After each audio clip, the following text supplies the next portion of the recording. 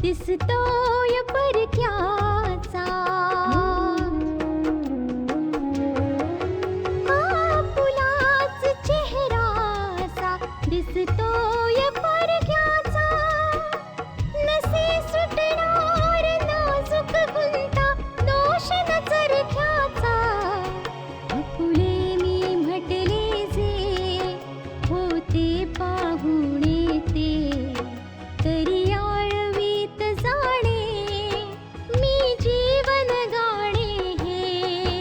रेखा ही भाग्याची, रेखा ही भाग्याची, रेखा ही भाग्याची, रेखा ही भाग्याची. आतापर्यंत आपण पाहिलं गोविंद मुन्नाला घायाळ करतो आणि तो आता वाचू शकत नाही असं समजून त्याला तसंच रस्त्यावर सोडून निघून जातो. पल्लवी जखमी मुन्नाला पाहते. मुन्ना पल्लवीला गोविंदच्या बाबतीतलं सगळं काही सांगतो. पल्लवी मुन्नाची कैफियत रेकॉर्ड करते. दुसरीकडे सोहनलालच्या घरी पल्लवीची वाट पाहिली जात आहे. आपला पडलेला मोबाईल घेण्यासाठी गोविंद पुन्हा मुन्नापाशी येतो. तो पल्लवीला पाहतो आणि तिला मारण्यासाठी तिचा पाठलाग करतो. पल्लवी झाडाआड लपून इन्स्पेक्टर जॅकीला मदतीसाठी बोलावते. पल्लवीचा मोबाईल तिकडेच खाली पडतो, पण गोविंद पल्लवीला ठार मारू शकत नाही. जखमी पल्लवीला इन्स्पेक्टर जॅकी हॉस्पिटलमध्ये पोहोचवतो. गोविंद सक्सेनाला बजावून सांगतो की उद्याच्या उद्या प्रॉपर्टी ट्रान्सफर व्हायला हवी, कारण की प्रकरण कधीही बिघडू शकतं. आता पुढे बेटा, कोणाजवळही या गोष्टीचं उत्तर नाहीये की पल्लवी कोळीवाड्याच्या बॅकरोडवर कशी काय पोहोचली, आणि ना हे समजू शकतंय की जॅकी तिथे कसा काय पोहोचला.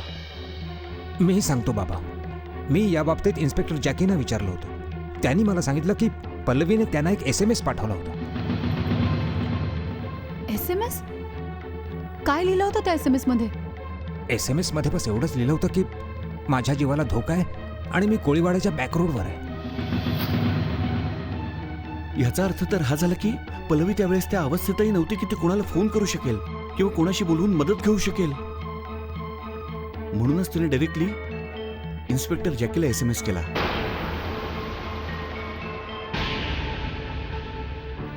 अगदी बरोबर आहे तुझं. आणि तसं बघितलं तर पल्लवीचं असं वागणं हे योग्यच सिद्ध झालंय, आणि यामुळेच इन्स्पेक्टर जॅकी योग्य वेळी तिथे पोहोचले. आशा, तो पल्लवीचा मोबाईल कोणाकडे? पल्लवीचा मोबाईल कुठे गेला? जर इन्स्पेक्टर जॅकींना मिळाला असता तर त्यांनी नक्कीच सांगितलं असतं. नाही, ती जर जखमी झाली असेल तर सरळ गोष्ट आहे की मोबाईल कुठेतरी पडला असणार. हो, बहुतेक असंच घडलं असणार. आशा बेटा, तुलाही रजिस्ट्रेशन ऑफिसला जायचं होतं ना ग? Registration office? हो पप्पा, गोविंद आज विजयच्या पप्पांची सगळी प्रॉपर्टी आपल्या नावावर करून घेणार आहे. काय? हो बेटा, आणि कशाही प्रकारे आज आशाला त्या प्रॉपर्टीची ट्रान्सफर होणं रोखावंच लागणार आहे. तुम्ही काळजी करू नका नानू. मी असं कधीही होऊ देणार नाही. गोविंदला त्याच्या ह्या कारस्थानात यशस्वी होऊ देणार नाही. चला, मी निघते.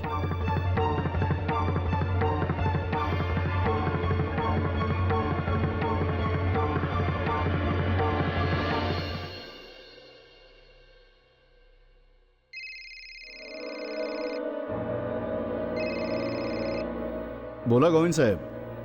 हा सक्सेना, तू कुठे आहेस? मी बस निघालोच बघा. व्हॉट? आत्ता तू निघतोयस?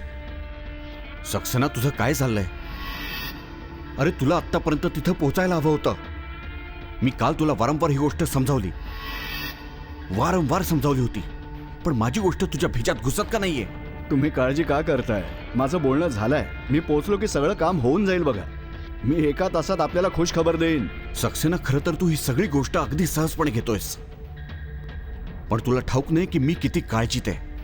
मला तुमची काळजी कळते, पण गोविंद साहेब जरा थंड डोक्याने काम करायला पाहिजे. कुठल्या थंड डोक्याने काम घेऊ? हा, कुठल्या थंड डोक्याने काम घेऊ? अरे तू आत्तापर्यंत घरात बसलेला आहेस. मला तर वाटलं होतं की तू आत्तापर्यंत रजिस्ट्रेशन ऑफिसमध्ये पोहोचला असशील. अहो, मी घरून निघालोय कधीच. सक्सेना, मी तुला सर्व काही समजावलं होतं मी तुला काल, पण मला असं वाटतंय की तुला काही समजूनच घ्यायचं नाहीये. हे पहा, मला तुमचं म्हणणं कळतंय. तुम्ही जे काही मला सांगितलं होतं ते मी करतोय. मग तुम्ही का काळजी करताय? तुला ठाऊक आहे का की पल्लवी शुद्धीत येईल आता? माहितीये तुला हे सगळं? ती शुद्धीवर येताच सर्वांना खरं काय ते सांगेल. अरे माहितीये की तू न्यायालयाच्या समोर सत्य गोष्ट नाही सिद्ध होऊ देणार. बाकीची लोक तिचं म्हणणं खरं मानतील. पल्लवीला गप्प ठेवण्यासाठी मी काही नाही करू शकलो, मुळीच नाही. तुमचं म्हणणं योग्यच आहे, पण या बाबतीत मी तुम्हाला काहीच मदत नाही करू शकत. मी पल्लवीला तिचं तोंड उघडेपर्यंत हॉस्पिटलमध्ये नाही सोडू शकत, पण मी काय करू?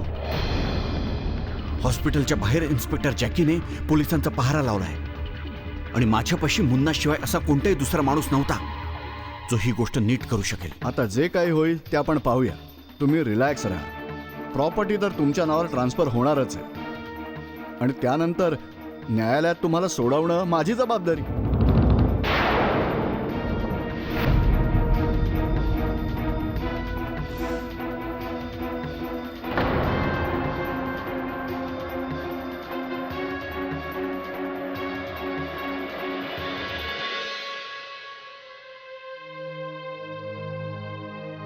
खरं तर हे आहे कृतिका, की खरा गुन्हेगार गोविंदच आहे आणि पल्लवीच्या या अवस्थेला जबाबदारही तोच आहे.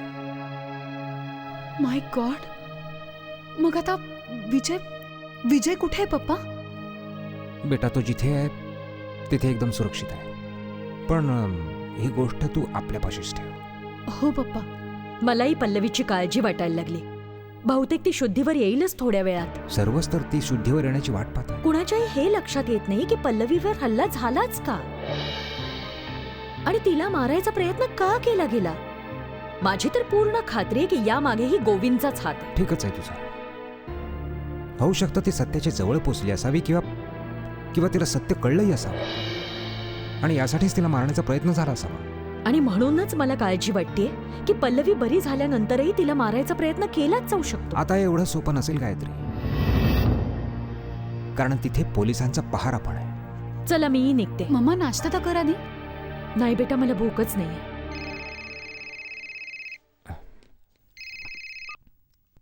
हॅलो, मी रिधिमा बोलतेय. तू?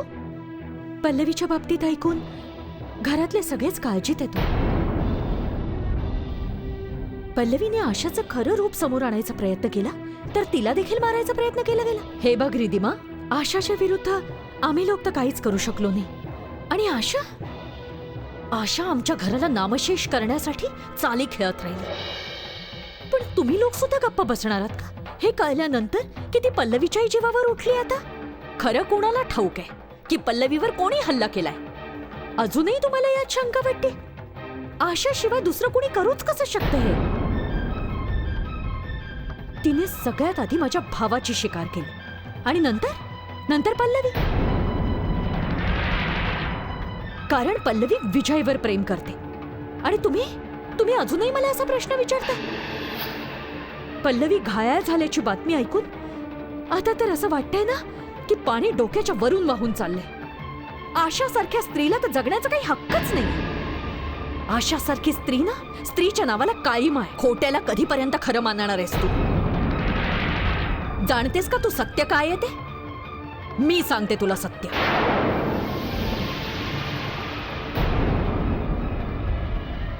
नाही गायत्री, आपल्या रागावर ताबा ठेव. रागाच्या भरात सुद्धा ही गोष्ट बोलून टाकणं योग्य नाही ठरणार. कळत नाही का तुम्हाला? ती अजूनही आशाला चुकीचं समजते. पल्लवीवरच्या हल्ल्याची दोषी ती आशालाच समजतीये. कुठपर्यंत आपण आशासाठी हे ऐकत राहायचंय? कमालीची गोष्ट आहे गायत्री. कालपर्यंत तू स्वतःच आशाला असंच भलबुरं म्हणायचीस आणि आज तिच्या बाबतीमध्ये कुठलाही वाईट शब्दही ऐकायला तयार नाहीस. असं जाऊ दे ते सगळं नीट होईल. फक्त आपल्या रागावर ताबा ठेव. रेखा ही भाग्याची.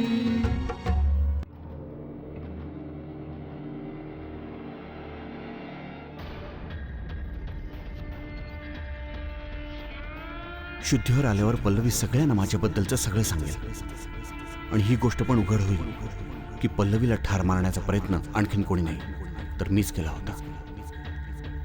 आणि हे पण तर माहिती नाही ना की तो मुन्ना पल्लवीशी काय बोलला, ते काय काय सांगितलं त्याने. पण हे तर निश्चित आहे की काहीतरी त्याने सांगितलंय. म्हणून तर मला पाहताच पल्लवीने दूर पळून जाण्याचा प्रयत्न केला. किंवा असं तर नाही ना की मुन्नाला मारताना पल्लवीने मला पाहिलं आणि म्हणून मी दिसताच ती घाबरून पळून गेली. मुन्ना तर मेलाच आहे. कदाचित मुन्नाने पल्लवीला काहीच सांगितलं नसावं, तरी पण धोका तर मलाच आहे ना. पल्लवीने स्टेटमेंट दिल्यावर पोलीस मला अटक करायचा प्रयत्न करतील. काय करू मी, काय करू?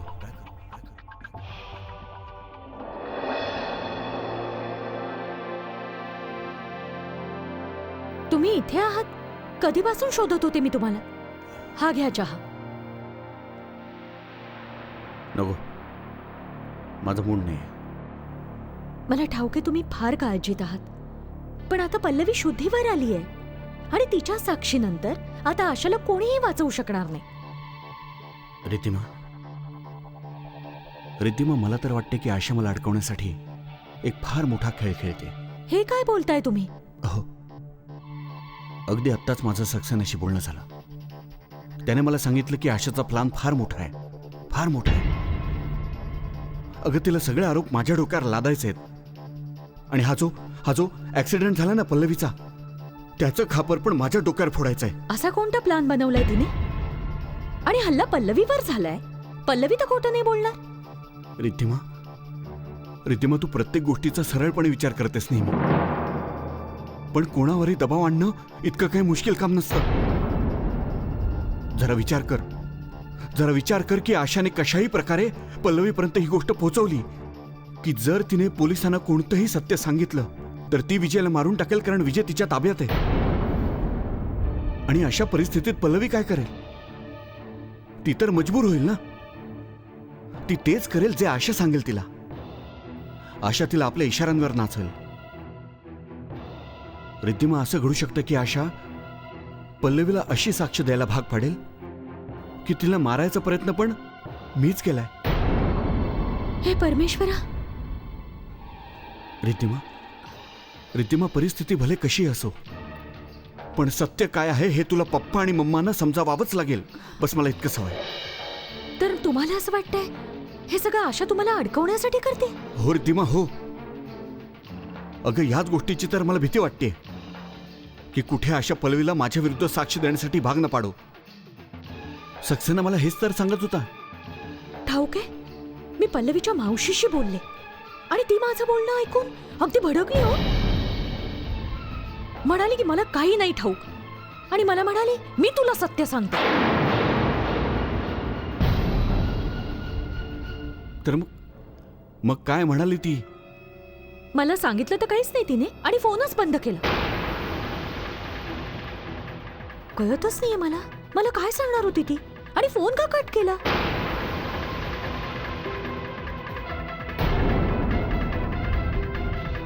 कसला विचार करताय तुम्ही? रिद्धिमा, मी विचार करतोय की काय ही आशा तिची चाल खेळण्यात सफलता नाही होते ना. चल ते सगळे जाऊ दे. मम्मा कुठे? कुणास ठाऊक ती कुठे गेली. जाताना सांगितलंही नाही की ती कुठे जाते ते आणि निघून गेली. अखेर कुठे गेले असणार मम्मा?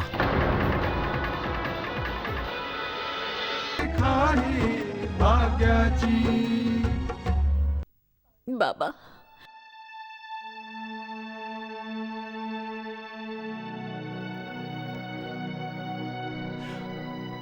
तुम्ही इथे?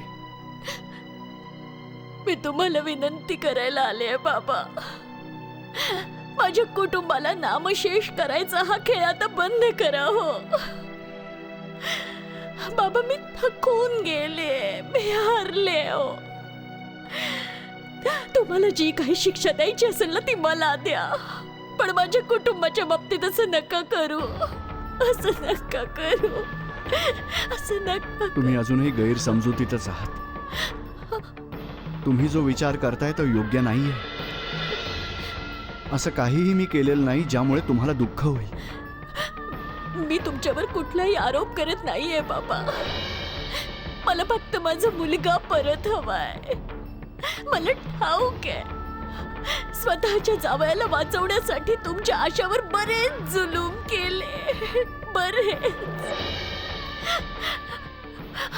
पण त्याची शिक्षा तुम्ही मला द्या, माझ्या मुलाला नको. तुम्ही माझ्या मुलाला जिथे कुठे लपवलंय त्याला तिथून तुम्ही सोडून द्या बाबा, सोडून द्या हो. तुम्हाला असं वाटतंय की विजयला किडनॅप आम्ही केलेलं आहे? आजपर्यंत तर हाच विचार करतेय बाबा. म्हणून मी माझा पदर पसरून तुमच्या पाशी माझ्या मुलाची भीक मागतेय बाबा. तुम्ही जे काही सांगाल ते मी करायला तयार आहे, पण माझा मुलगा मला परत द्या बाबा, परत द्या माझा मुलगा, परत द्या. माझ्यासाठी ह्यापेक्षा अधिक दुःखाची गोष्ट असूच शकत नाही की तुम्ही हा विचार करून माझ्या पाशी आला आहात की मी विजयला किडनॅप केलंय. आम्ही विजयला वाचवलंय.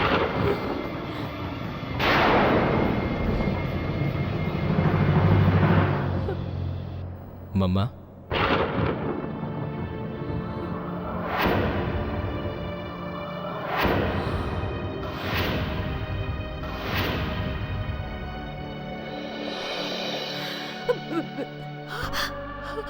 विजय,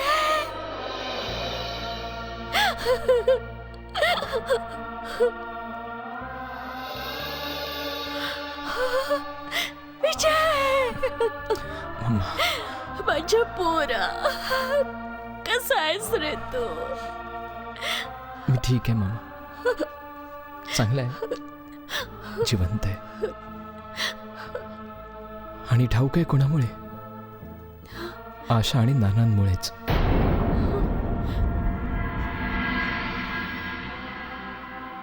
नाहीतर जो आपला शत्रू आहे त्यांनी तर मला मारूनच टाकलं होतं. मुलाला भेटून खात्री पटली ना? तुमचा मुलगा सुखरूप आहे.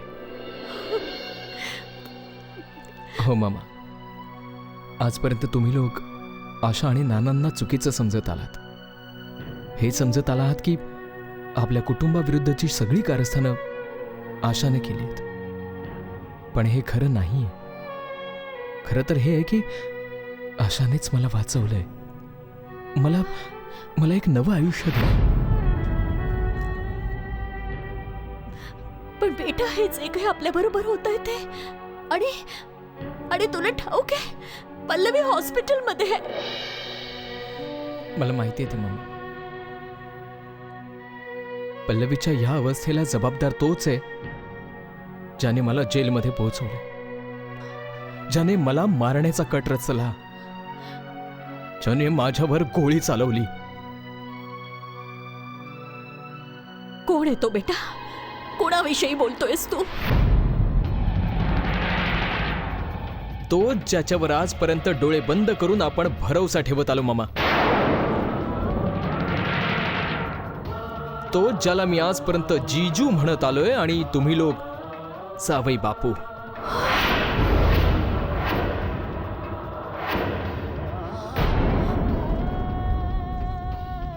हो मामा, स्वतःला वाचवण्यासाठी हे सगळे धंदे जीजूंनी केले. तो वकील सक्सेना, तो कोणी दुसऱ्याचा नाहीये, जीजूंचाच माणूस आहे. तो गुंड मुन्ना, तो पण जीजूंचाच माणूस आहे. खाही भाग्याची तो जिजूचे ममा ज्याने आशा आणि तिच्या पहिल्या पतीवर अजयवर गोळ्या झाडल्या, म्हणजे मग आशा जिजूला रोहितचा खून करण्याच्या गुन्ह्यात सजा न देऊ शकेल.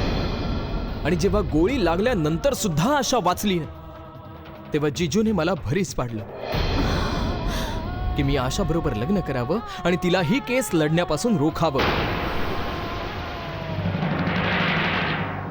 पण जेव्हा आशा नाही दबली तेव्हा जिजूंनी न्यायालयात मलाच खुनी म्हणून अडकवलं. ही सगळी कारस्थानं जिजूंचीच आहेत.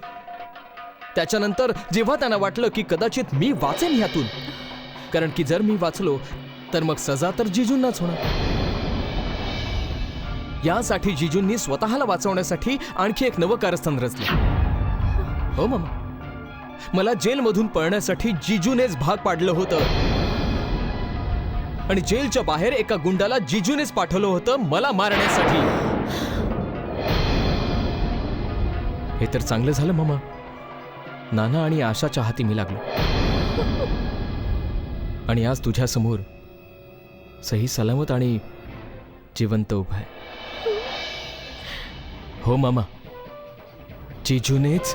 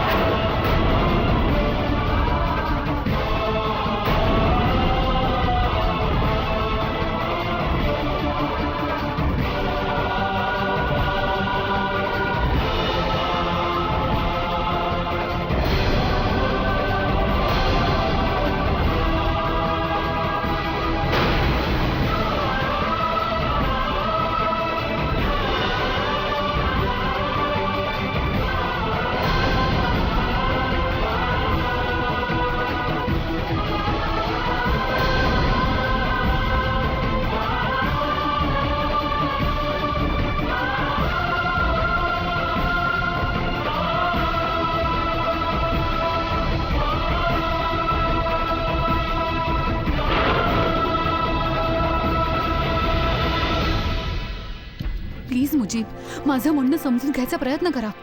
जर ही प्रॉपर्टी ट्रान्सफर झाली ना तर फार मोठी गडबड होईल. कुठल्याही प्रकारे मी यायच्या आधी तरी त्या फाईलला पुढे नका जाऊ देऊ.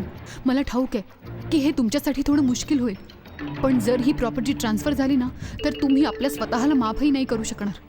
हे एक फार मोठं कारस्थान आहे. फक्त कुठल्याही प्रकारे ही फाईल थांबवा. थँक्यू मुजीब. कोणत्याही प्रकारे हे काम होण्यापासून थांबवा.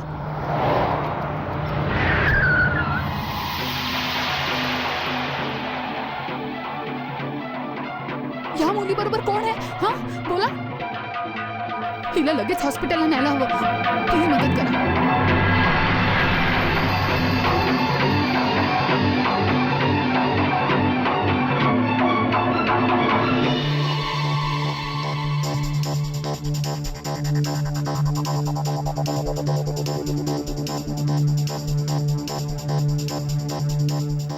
या मुलीचा ऍक्सिडेंट झालाय. हिला लगेच ऍडमिट करायला हवं. डॉक्टर, काय झालं हिला? हिला एका गाडीने धडक दिली आहे आणि फार जबर मार लागला.